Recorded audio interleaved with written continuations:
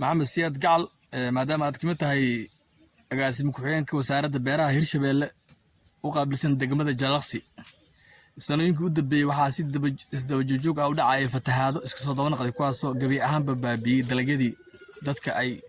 beer jireen maadaama degmada Jalaqsi ay tahay degmo beeraley ah haddana maalmihii u dambeeyay waxa deegaano badan oo degmada Jalaqsi hoos yimaada ku habsaday ayax tiro badan ka wasaarad ahaan arrinkaasi warbixin naga sii waxaad kala socotiin bismillaahir rahmaanir rahiim haddii aan ka hadlo dhibaatooyinka soo noqdo ku saabsan ayaxa runtii waa jirtaa shalay iyo maanta sida aan report baa xogta aan ku helayno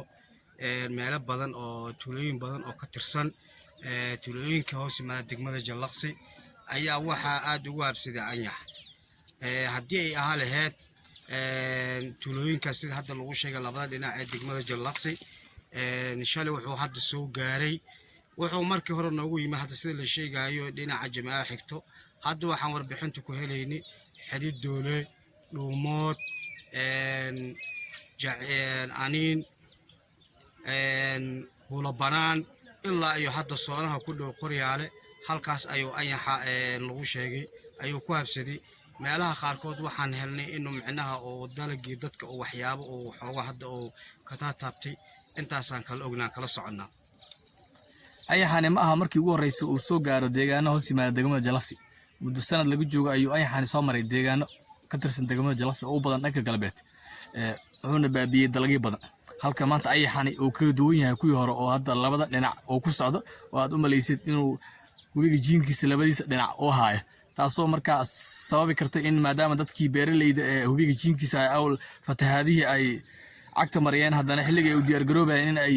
biyi marka ay guraan ay tacbadaan haddana halkii uu dhibaato ku abuuro ayaxa oo halkaasi ku abuuro ukumakiisi arrinkaasi ka wasaarad ahaan maxaa idinku qorshaysan oo ayaxaasi sidii dhulka uu soo maray oo ukumaka uu ku reebay sidii looga hortagi lahaa in dalagyadaasi dadka ay beeranayaan si uusan u baabi'in wallahi ka wasaarad ahaan kulli reportkaasi waa gudbini haddii ilaahay raadane qad buuxa ayaan ka siinay wasaaradda waxaa la rajaynayaa ugu horeen in la helo dad macnaa loo soo tababaro si markaasi ay ummadda beeraleyda ah ay ugu jeediyaan ayagana wacyigelin marka insha Allah wasaaradda arrimahaas ayaa u qorshaysan kulley walina ma hayno kulley ilaa hadda wax jawaab ayaan ka sugaynaa ayaxaan uu soo noqday wuxuuna nasiib daro ku soo aaday muddo 4 fasal ayadoo dadkii beeraleyda jiinkana ay biyihii ka gooyeen beerihii korana ayuu ku soo aaday wallahi waa marka wax ilaahay maqaadirkiisa ah taasina ilaahay baa u garanaya laakiin se ka wasaaradda ah cilaamintu waan wadnaa wasaaraddu waxyaabo badan bay kulle laga rajinaa haddii alla yiraahdo sida markii horeba noola sheegay in dad badan loo tababari doono haddii alla yiraahdo si markaasi wacyigelin loogu jeediyo ummadda beeraleyda ah qaab markaasi loogu faa'iideysto haddii ahaa lahayd qaabka buufinta waxyaabo badan baa insha Allah laga rajay doonaa dadka beeraleyda ee ku nool degmada Jalaqsi iyo nawaaxigiisa ee wasaaradda beeraha ee Hirshabeelle adiga aad wakiil ka tahay way dhalisan yihiin oo maadaama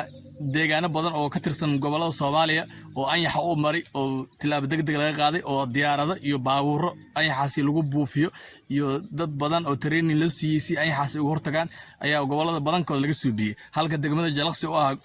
degmada ugu beeraha badan gobolka Hiiraan oo aan wasaaradda Hirshabeelle aysan wax u qabanin taasi marka maxaa dhaliishaasi aad ka jawaabaysaan wallahi kulley waxaan u maleynaa wasaaradda beeraha horta ugu horeyntii dawladdii dhexe kadib waxaan hadda nasiib u yeelanay in xafiis laga furo degmada Jalaqsi oo wasaaradda beeraha maamul goboleedka Hirshabeelle macnaha ay ka furto mas'uuliyiin u soo magacaabdo taasoo xodda aan kala qaadano insha Allah hadda waxaan wararka ku helnay muddo hadda laga joogo isbuuc amal in xamar la tagay wasaaradda beeraha maamul goboleedka Hirshabeelle wasaaradda beeraha ee federaalka wasaaradda beeraha ee maamul goboleedyada kale ay shir loo qayb galay taasoo loogu cabanayo waxyaabaha quseeyo ee ku saabsan ayaxa oo loogu hadlay barnaamij u qorshaysan wasaaradda ayaa jiro insha Allah dhawaan aan ka rajay doono inay soo gaarsiiso beeraleyda hadda waa cabasho badan ayay wasaaraddu u tabanaysaa way ka war haysaa inta badanaana waxay wasaaradda wixii rabood oo loo gudbiyey ee hesho xog ana waxay haddana u sii gudbisaa ama ay ku amartaa hay-adaha khuseeya dhinaca beeraha ka qabta ama local NGO-yada. 4 sano maamulka Hirshabeelle ee uu dhisnaa wasaaradda beeraha Hirshabeelle degmada Jalaqsi maxaad ka qabateen oo aad wax noo sheegi kartaa? والله هذا كله إن هرد عنا مرة بق وحياه بدن وهذا عن مركي علد أنت عن جرسين وسارد وحي إلا مساء هذها قصية أي أمر خصوصي سا ماشى سديد إنه كوجارتو أو أي دباتين كسيلاهي واحد دبولي كرا أي واحد كرا أو أي وحي كرا كذا كقبطان ساسة هذها أي قصة أمرتا أي رباط كن وسيسي وجود بسا.